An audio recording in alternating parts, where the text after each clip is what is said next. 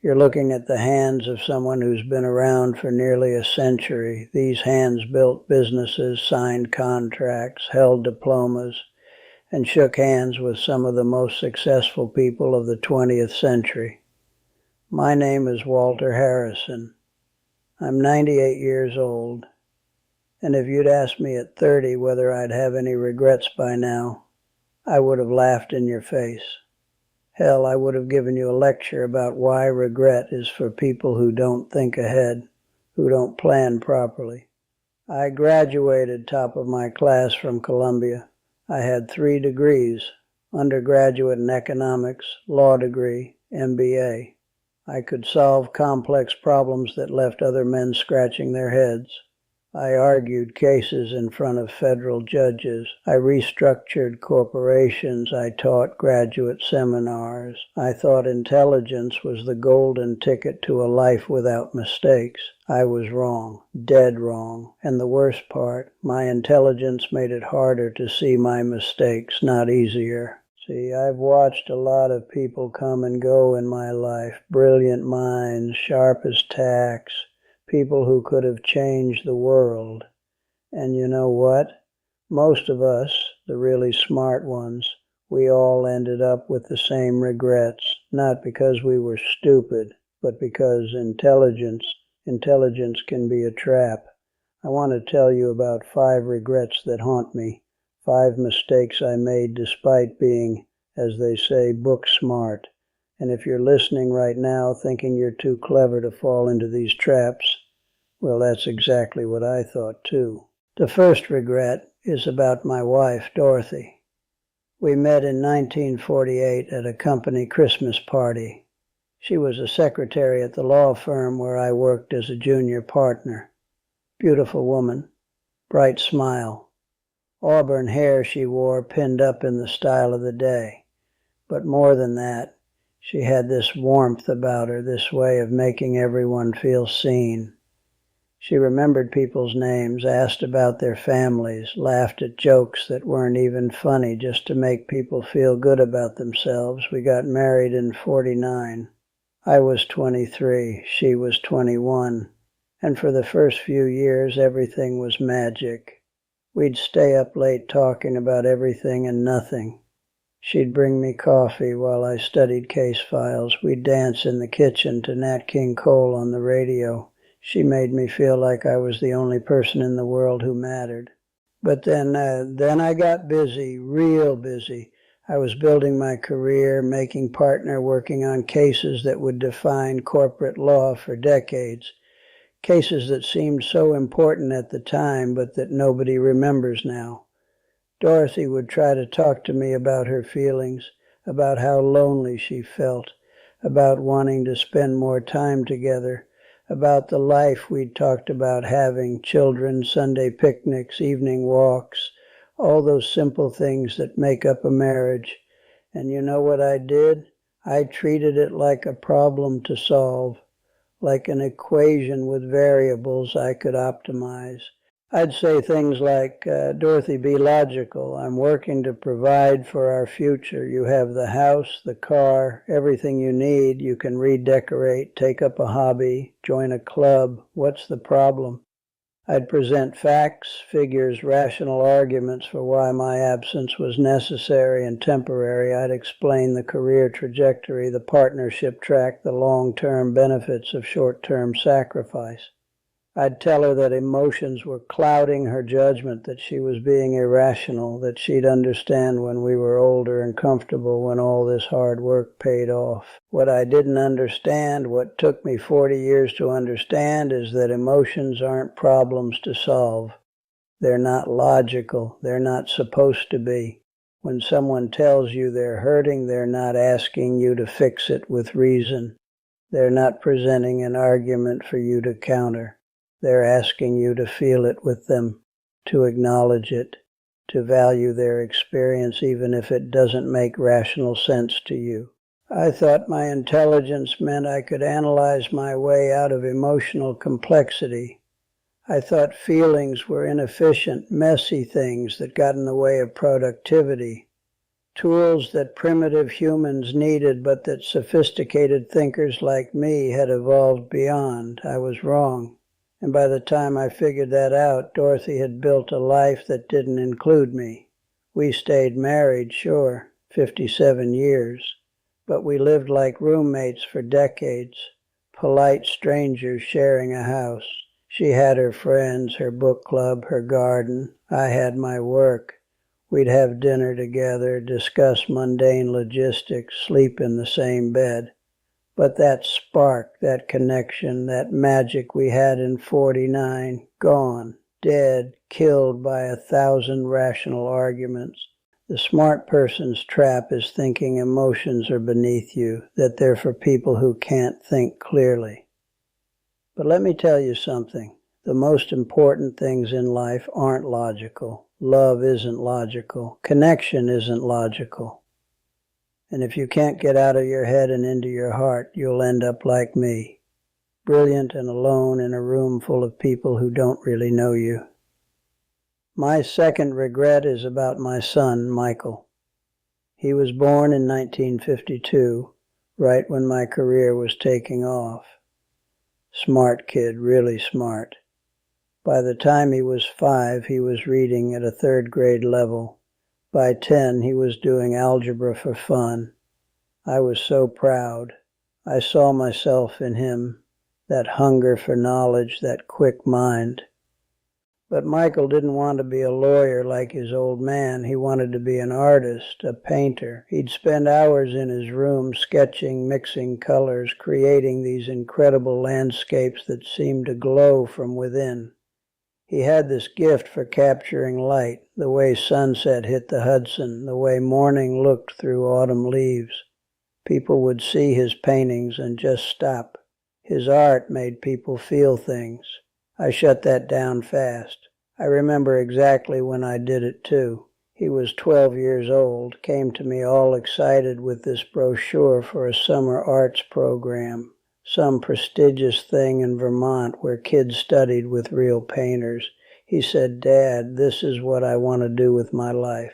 And I said no, not just no. I gave him a 45-minute lecture. I told him art was a hobby, not a career. I told him he had too much potential to waste it on something that wouldn't provide security.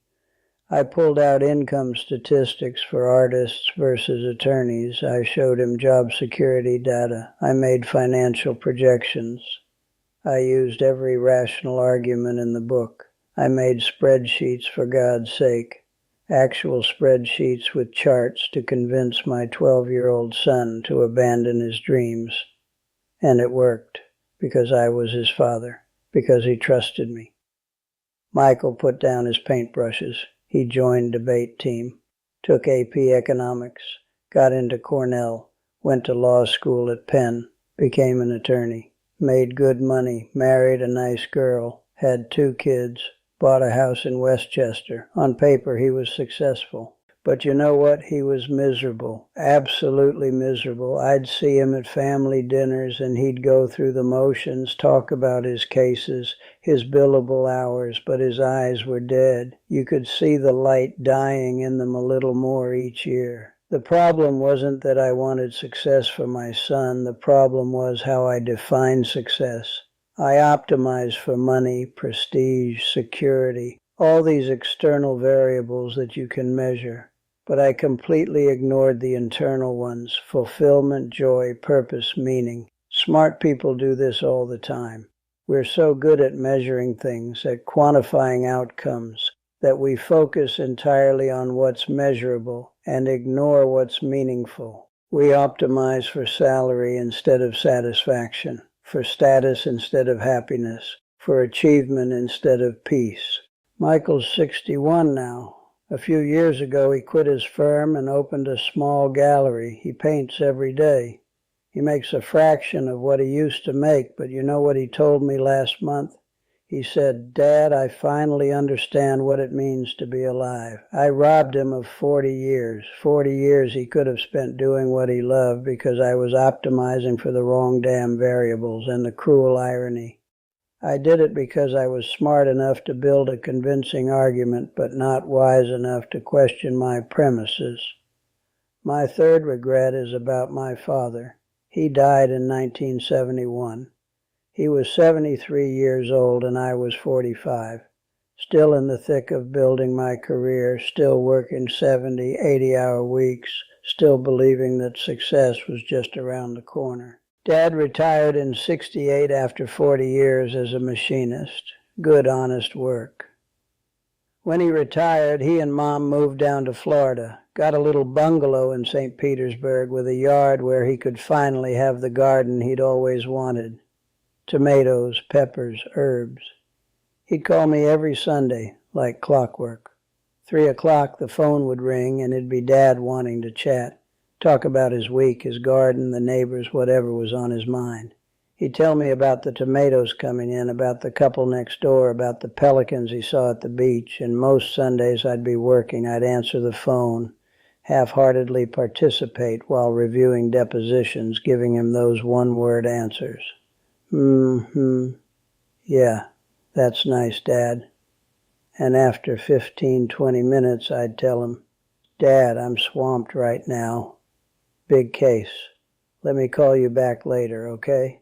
But I never did. I never called back, not once in 3 years. I always thought, there's time. There's always more time. I'll make it up to him when things settle down, when I make senior partner, when this case is over, when. I kept meaning to visit, too. I'd say, next month, Dad, next month I'll fly down for a long weekend. But next month always had an excuse, a trial, a deposition, a conference, something that seemed critical at the time, but that I can't even remember now. Then one Sunday, the phone didn't ring. 3 o'clock came and went. 3:15, 3:30. And then at 4, it was my mother calling instead, her voice breaking, telling me Dad had a heart attack that morning while working in his garden. He died before the ambulance arrived. The last conversation I had with my father, I was half listening while marking up a contract. The last thing he said to me was, okay, son, you call me when you can. I love you. And I said, yeah, Dad, love you too. Barely paying attention. Those words just automatic. I kept telling myself I'd visit. I kept telling myself we had time. I treated time like money, like something I could save up and spend later when it was more convenient. I thought I was being strategic, being smart. But time doesn't work like that. Time with people you love isn't bankable. You can't save it. You can't invest it and collect interest later. Every moment you don't take is a moment lost forever, and you don't get a warning. The phone just stops ringing one Sunday and that's it. I kept telling myself I'd visit. I'd say next month I'll fly down for a long weekend. But next month always had an excuse, a trial, a deposition, a conference. I treated time like money, like something I could save up and spend later when it was more convenient. But time doesn't work like that. Time with people you love isn't bankable. You can't save it, you can't invest it and collect interest later. Every moment you don't take is a moment lost forever. Smart people are terrible at this. We think we can optimize our schedules, that we can maximize efficiency by putting off the important but not urgent things. We tell ourselves we're being strategic, that we're playing the long game. But the long game doesn't exist when it comes to people. There's only the game happening right now, and you're either in it or you're not. I never got to tell my father how much he meant to me. Not really, not in a way that mattered, because I was too smart, too busy, too focused on things that seemed important at the time, but that I can't even remember now. And that's time I can never get back. My fourth regret is harder to talk about because it's about who I was as a person, not just the things I did. For most of my life, I prided myself on being critical. Sharp. I could spot flaws in arguments, weaknesses in plans, problems in proposals. In the courtroom, this was an asset. In business, it made me formidable. But in life, in relationships, it made me insufferable. I had this cousin, Richard, great guy, heart of gold. He wasn't as educated as me, didn't read the same books, didn't move in the same circles, but he loved his work. He ran a small hardware store in Pennsylvania. He loved his family. He was happy. And every time I saw him, I'd point out everything he was doing wrong. His business model was outdated. His pricing strategy didn't make sense. His approach to inventory management was inefficient. I thought I was helping. I thought I was sharing my superior knowledge with someone who needed it. What I was actually doing was tearing down a good man who never asked for my opinion. I confused being critical with being smart. I thought finding flaws was the same as providing value. But you know what Richard had that I didn't? Peace, contentment, genuine relationships with people who actually liked being around him. Smart people fall into this trap constantly. We think intelligence means seeing what's wrong with everything. We tear apart ideas at dinner parties. We point out plot holes in movies. We correct people's grammar. We play devil's advocate even when nobody asked, and we tell ourselves we're just being intellectually rigorous. But there's a difference between analysis and cynicism, between discernment and negativity, between being thoughtful and being a know-it-all. And I spent 50 years on the wrong side of that line. Richard died 15 years ago. He had hundreds of people at his funeral, people who loved him, who had stories about his kindness, his humor, his generosity. When I go, I'll have professional colleagues and distant relatives who respected my accomplishments but never really knew me. Because I spent my whole life making sure everyone knew I was the smartest person in the room instead of being someone worth knowing. My fifth and final regret is the biggest one. It's the one that encompasses all the others. I spent my entire life preparing for the next stage, the next level, the next achievement. I told myself, once I finish this degree, then I'll relax. Once I make partner, then I'll travel. Once I hit this income level, then I'll pursue my hobbies. Once I retire, then I'll really live. I was always waiting for the right moment, the perfect conditions. I wanted to figure everything out before I committed to anything. I wanted to have all the answers before I asked the questions, and the years just evaporated. Decades passed while I was busy preparing for life instead of living it. I never learned to play the piano because I wanted to wait until I had time to practice properly. I never traveled to Japan because I wanted to wait until I could speak the language fluently.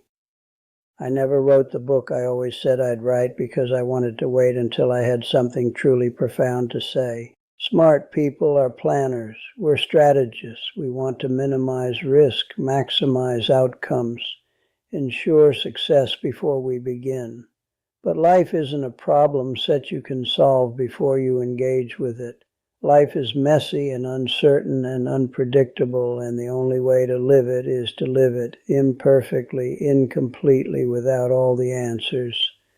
I'm 98 years old now. I don't have decades ahead of me to make up for lost time. And you know what I've realized? I'll never have all the answers. I'll never be completely ready, and neither will you. The smart person's greatest trap is believing that intelligence means you can figure everything out before you have to act, that you can think your way to certainty, that you can eliminate all risk through careful analysis. But some things can only be learned through experience. Some truths can only be discovered through trial and error. Some moments can only be lived right now, ready or not. I waited my whole life to feel ready, and now at the end I realize I was ready all along. I just didn't trust myself enough to begin. So there they are, 5 regrets from a man who thought he was too smart to have regrets. I'm not telling you this to make you feel sorry for me. I'm telling you because maybe, just maybe, you're making the same mistakes I did. Maybe you're using logic to avoid vulnerability. Maybe you're optimizing for the wrong things. Maybe you're putting off people and experiences because you think there's always tomorrow. Maybe you're confusing criticism with wisdom. Maybe you're waiting to feel ready before you start living. If you are, stop. Just stop, because I promise you, your intelligence isn't protecting you from mistakes. It's giving you more sophisticated ways to justify them. It's giving you better excuses, more convincing arguments for why you can't change, can't risk, can't feel. Be smart, yes, but be wise too. Be intelligent, but be human. Think critically, but feel deeply. Plan for the future, but live in the present. And for God's sake, don't wait until you're 98 to figure out what actually matters. I may not have much time left, but you do. Don't waste it the way I did. Don't let your intelligence become your prison. Don't let your need to be right make you wrong about everything that counts.